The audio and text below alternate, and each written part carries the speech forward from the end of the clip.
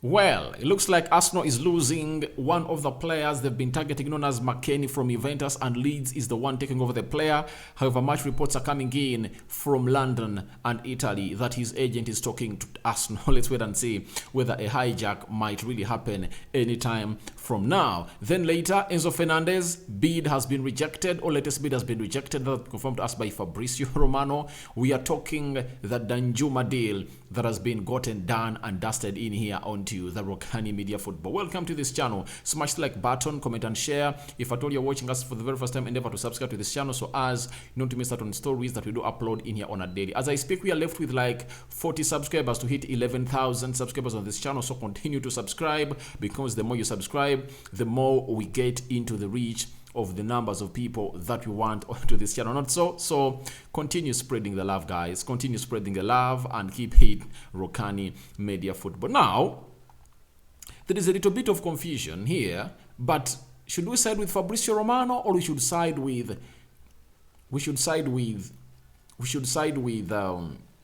a journalist coming in from Italy? Because for Fabrizio Romano, he's telling us this on this deal, yet Arsenal was so close to really signing this midfielder. He's telling us that talks ongoing between Leeds United and Juventus on conditions of Weston McKennie deal. Discussions also on player side over personal terms. The other option for Leeds is Azedine Onahi from Angers, meaning that Leeds 100% interested in a player who plays in a midfield. But the difference between Onai, who plays for Morocco, and McKennie is that McKennie plays all the positions of the midfield. He can play as a CDM, he can play as a central attack midfielder, he can play as a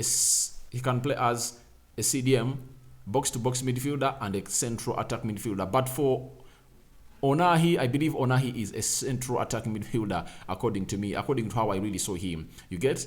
So, McKennie and Onahi, one of those might be going to Leeds. But later, after telling us that, he went ahead to let us know that talks ongoing between Leeds and Juventus on conditions of Weston McKennie, discussions also on player side over personal terms. The other option, no, that shouldn't be. There is another tweet. Leave alone talks ongoing. Talks ongoing. Leave it. All right, this is it. That Weston McKennie has accepted Leeds contract proposal. Personal terms are not an issue. It's on Leeds and Juventus now. The two clubs are discussing on conditions of the deal to understand how to proceed in new rounds of talks. So it shows you that Leeds is really ahead of Arsenal. When you read everything that Fabrizio is telling us, Leeds is ahead of Arsenal, and we are waiting to see whether Arsenal is really going to go ahead and really come in and really make something happen out of this, because we've always been told that Arsenal doesn't want to get itself involved into bidding wars. So we are here to see what Arsenal is really going to go ahead and really do over this deal, because it looks like McKennie might be going to Leeds, and I don't know why Arsenal doesn't want to go out and really pay this little amount of money for this player. Wasn't there concrete interest in this player? That is it. But it looks like he's going to Leeds. But as we are discussing that, just minutes after Fabrizio put up that, guess who came up and really told us the following?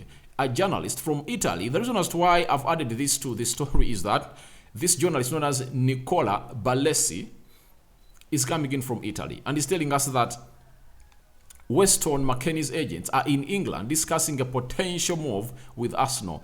Agents in London for a few days already to evaluate and negotiate with various clubs. That's it.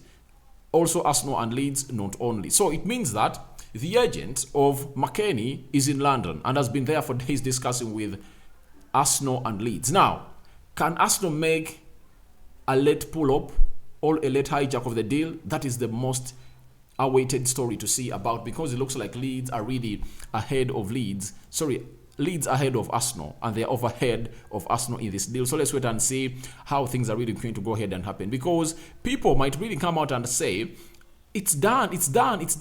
But guys, let me tell you, Fabrizio Romano gave us a here we go of a man called Danjuma. You know that very well. I think it was towards Saturday. I think it was Friday. A here we go was made before the sacking of Frank Lampard, and we all thought, oh, a deal is done and dusted. So, but guess what? Danjuma crossed to Spurs. So anything is possible. So this is what happened to Danjuma. Now remember, I told you that Danjuma is undergoing his medical at Everton, even past the medical, and guess what? That deal never materialized, and the player is now a Spurs player. And Fabrizio Romano told us that Danjuma to Tottenham Hotspur, here we go, deal agreed, hijack complete, after player did medical tests and media as new Everton signing last weekend.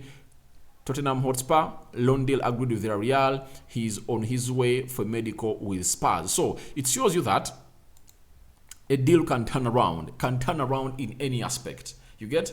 That's why I always want to come here and say the deal is done and dusted when I hear that an announcement is going to be made, and secondly, that a player is going to undergo his medical. But for this time round, I was even surprised that it even reached the medical stage. The medical was done. He was given a shirt number at Everton. They showed the media videos to really unveil him as an Everton player. And from nowhere, the player just left and went to Spurs. Was it because Frank Lampard was sacked and was the person that's been bringing him in? I didn't know. But obviously, Danjuma is now a Spurs player.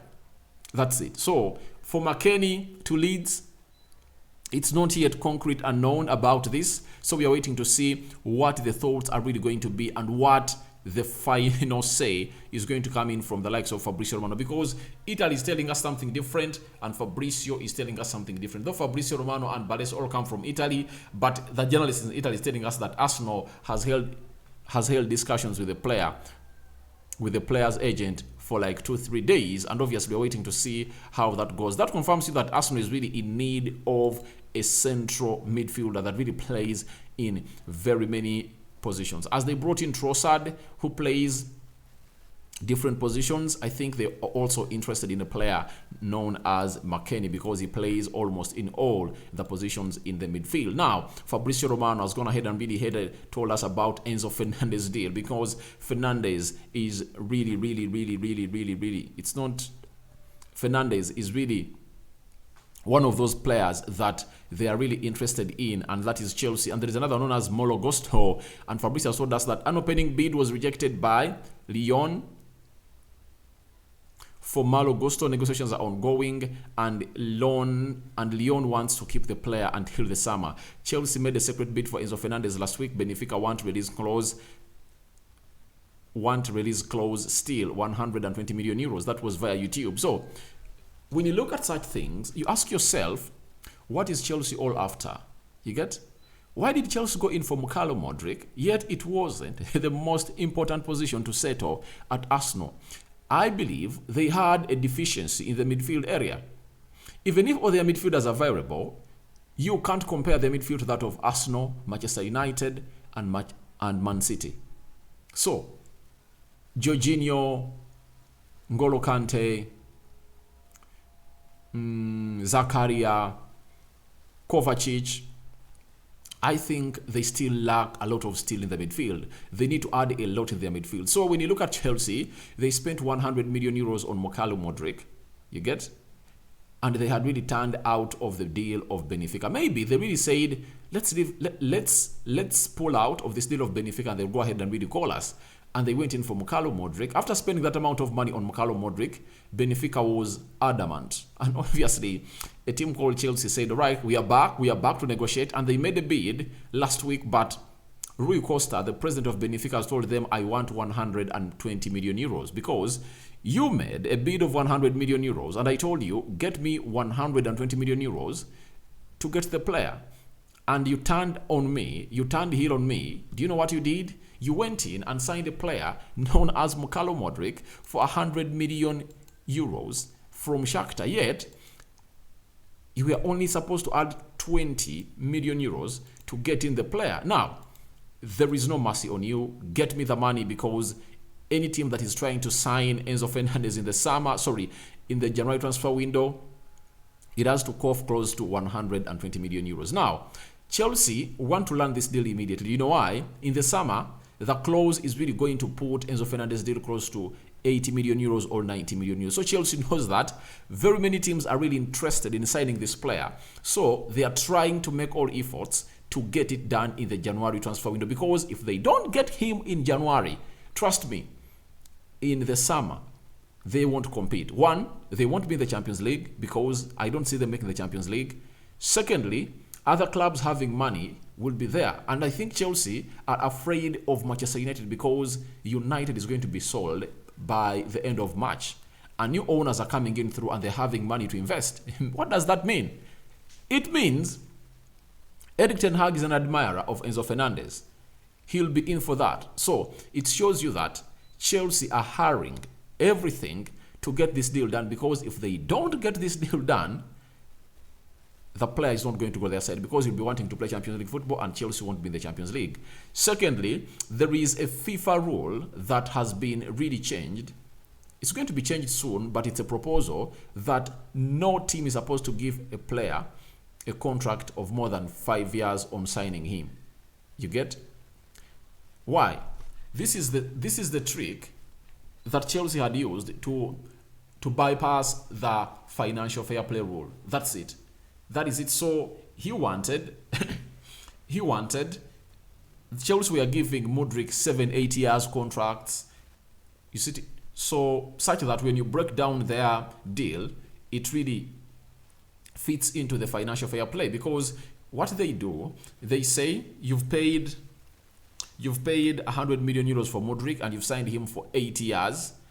That means every year it's like you are paying 13 million euros to Shakhtar. So that's how things are really valued. And now Chelsea are using that to go ahead and really bypass the financial fair play rule. And now they know that it's coming, and to bypass it and not get affected by it, you have to sign Enzo Fernandez right now. So those are the 3-4 factors that are putting Chelsea in the hurry to sign Enzo Fernandez, but they've been told we want 120 million euros. For Malo Gusto, a bid was rejected, so that means 2 Chelsea bids have been rejected. Malo Gusto was one of those players that Erik ten Hag was interested in. Newcastle are chasing up for him, and Chelsea are coming in through. But let me ask a question.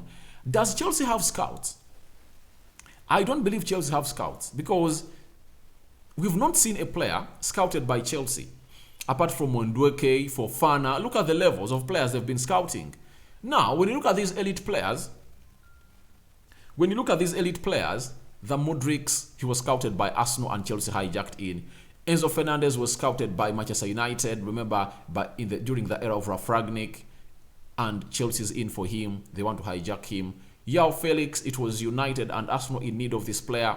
Guess who have come in to skyjack him? It's Chelsea. So I doubt the scouting ability of Chelsea, and you can't tell me that without scouts at Chelsea and a technical director, Chelsea had a plan. They never had a plan. That's it. The players they signed were the players that maybe Thomas Tuchel was talking to in the summer. This time round, they are just going in for those players that these teams have been scouting. Liverpool, Arsenal, Manchester United, Man City, those are the players they're going in for. That's why you see to it that every player that you see, Jakub Kuya going to Arsenal, Chelsea were in wanting to sign that player. Mudryk, they hijacked the deal.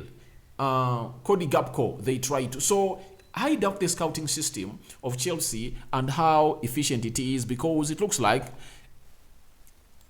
they are really running like a headless chicken, because a headless chicken has no direction. You take off a head of a chicken, it will just try to move left, right, center.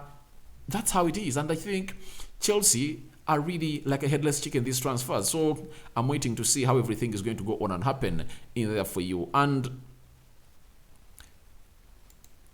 they've been really trying to get these deals done, and Jacob Steinberg has also gone ahead to confirm to us about Chelsea and Enzo Fernandez that Chelsea have revived their interest in Benfica midfielder Enzo Fernandez, but remain reluctant to meet the £106 million release clause. That is 120 million euros. They could improve their £55 million offer for the Brighton midfielder Moses Caicedo. And for Moses Caicedo, they know it's easy to get him.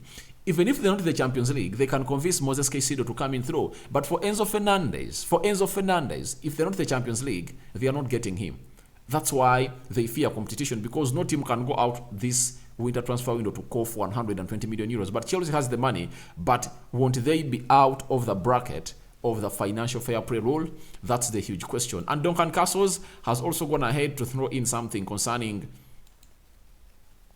the Chelsea deal and a player known as Enzo Fernandez. Remember, Enzo Fernandez went even on a strike and wanted to cross to Chelsea. Now, we've been told by Duncan Castles that Chelsea have antagonized Benfica by informally offering to meet the 120 million euros asking price for Enzo Fernandez in December, only to accept to negotiate the fee down in January. Their interest in him remains active. So, Benfica is not happy with what Chelsea is doing because they are unsettling the player Enzo Fernandez at the club. Remember, there are even 2 games that the manager really sat him down and was not named into the squad because his mind or his head was not at Benfica. Now, after the player settling in and playing very well, Chelsea are back to antagonize the player and the club too. So I believe these are not good works by Chelsea. I believe it's better if at all you want a player and you have the money, go in, pay it, and obviously meet the required amount of money that they're really requesting you to pay. So your thoughts on Arsenal losing McKennie to Leeds are welcome in the comment section below. Enzo Fernandez bid rejected. Chelsea is really down again. Then what do you think about Malo Gusto? Another bid has been rejected for Chelsea. And lastly, what do you think about Danjuma crossing from Everton, where he had done the medical and everything, to Spurs? Thank you guys for watching. Through Rokani David is my name. Second video of the day. Continue to subscribe. And I love you guys. I love you. That's it. And may the Almighty God bless you abundantly. Thank you for watching and thank you for the love. Although the Cherop Alexes of this world are really coming through to comment. There is a new subscriber that is really active here from London. He's called Mali Manson. Thank you for watching. In Kasande Ben, you are really great. Then there is Wood Marvis. Thank you. Alan Mulindwa. Mukoro Steven. Adam. I see Meremy, thank you for watching it. David Kasozi, and very many others. Okechuku Patrick, Chidi Daniel, you guys are really great. Lee Nicole, thank you for watching in. Odiyambo, you are really great. Peter Bagonza Po, you guys are really great. I cannot. Namara Juma, Timothy, thank you guys for watching in. You guys are really you are sending lots of love to this channel, and thank you for keeping it Rokani Media Football. Thank you very much for watching in through. I sign out for now. See you later. We are returning back in the next 3 hours with huge stories of Declan Rice snubbing Real Madrid for Arsenal. Bye bye. Good afternoon.